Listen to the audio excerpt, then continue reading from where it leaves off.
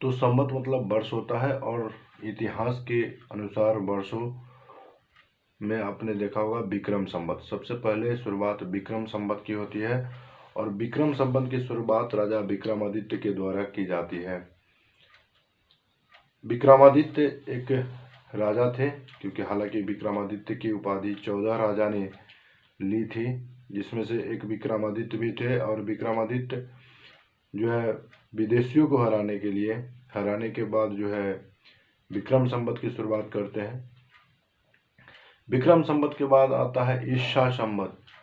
ईसा संवत की शुरुआत 0 यानी कि जिस दिन ईसा मसीह का जन्म होता है उस दिन यह संवत 0 से स्टार्ट होता है, और जब उनके जन्म के पहले जो भी काल आते हैं वो ईसा पूर्व के नाम से जाने जाते हैं, यानी कि उसे बीसी यानी कि बिफोर क्राइस्ट। और जब उनके जन्म के बाद जो भी काल आते हैं वो एडी के यानी कि एना डोमनी के नाम से जाने जाते हैं। तो सबसे पहले विक्रम संवत की शुरुआत होती है, जो कि 57 ईसा पूर्व होती है, यानी कि ईसा संवत की शुरुआत से 57 वर्ष पहले विक्रम संवत की शुरुआत हो जाती है। विक्रमादित्य राजा ने शकों के हराने के उपलक्ष्य में इस संवत की शुरुआत करते हैं। उसके बाद होते हैं शक संवत की शुरुआत। शक संवत की शुरुआत जो है वह ईसा मसीह के जन्म के बाद होती है।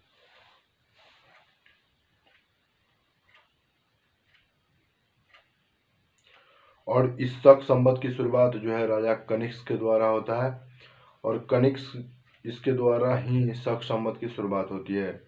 भारत सरकार भी शक संवत के अनुसार ही कैलेंडर को अपना मानती है और उनके अनुसार ही चलती है। जैसे शक संवत की शुरुआत अपने हिंदी महीना के चैत्र से होता है, और जैसे हमारे यहाँ चाहे अप्रैल महीने से सेशन स्टार्ट होते हैं, और अप्रैल महीने के स्टार्ट होने के एवज में ही शक संवत की शुरुआत हो जाती है।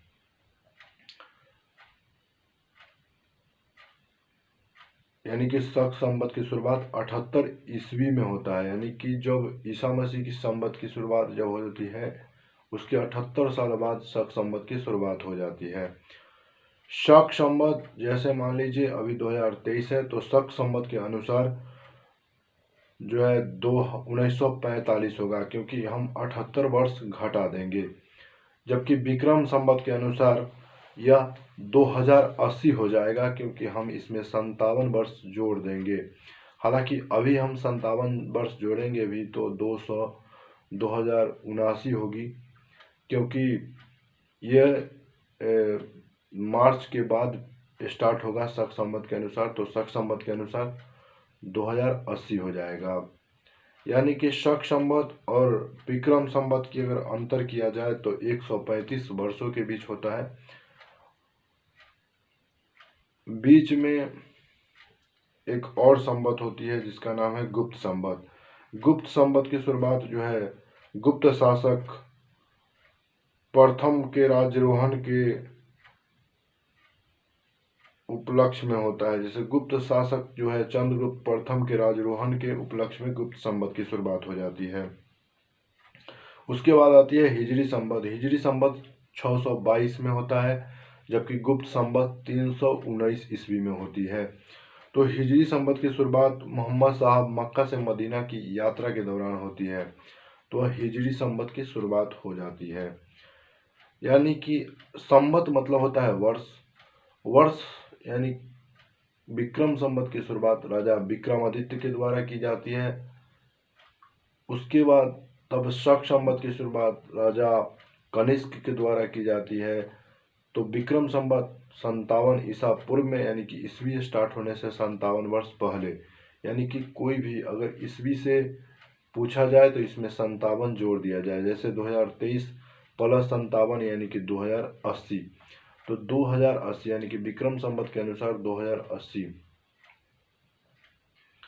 शक संवत के अनुसार तो शक संवत में जो भी वर्ष होगा उसमें 78 घट जाएंगे, यानी कि शक संवत के अनुसार 1945 हो जाएगा। यानी कि आपका जन्म, अगर अभी किसी बच्चे का जन्म होता है तो वह शक संवत के अनुसार 1945 हो जाएगा, क्योंकि उसमें घट जाएंगे। उसके बाद आता है गुप्त संवत। गुप्त संवत में भी घट जाएंगे, 319 ईस्वी घट जाएंगे, क्योंकि वह ईस्वी के बाद है। ईसा मसीह के जन्म के पहले को हम बीसी यानी कि बिफोर क्राइस्ट बोलते हैं, और ईसा मसीह के जन्म के बाद एडी यानी कि एना डोमनी के नाम से जानते हैं। इसी के साथ यानी विक्रम संवत 57 ईसा पूर्व में राजा विक्रमादित्य को शकों के हराने के उपलक्ष्य में शक संवत की शुरुआत राजा कनिष्क के द्वारा उनके राज्यरोहण के अभिषेक के दौरान में, इसी शक संवत के अनुसार ही राज्य सरकार या भारत सरकार इसी का पालन करती है। लगभग अप्रैल से इसका सेशन, आपका स्कूल का सेशन, कॉलेज का सेशन इसी संवत के अनुसार ही चलती है। गुप्त संवत चंद्रगुप्त प्रथम के द्वारा गुप्त संवत की शुरुआत होती है, और चंद्रगुप्त प्रथम गुप्त संवत की शुरुआत करते हैं।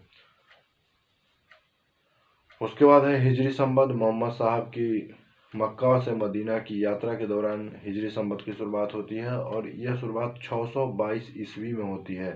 तो सबसे पहले विक्रम संवत, उसके बाद शक संवत, उसके बाद विक्रम संवत, उसके बाद ईसा के बाद शक संवत, शक संवत के बाद आपका गुप्त संवत, और गुप्त संवत के बाद हिजरी संवत। तो ठीक है, उम्मीद करता हूँ कि आपको समझ में आ गई होगी पूरी वीडियो की। धन्यवाद।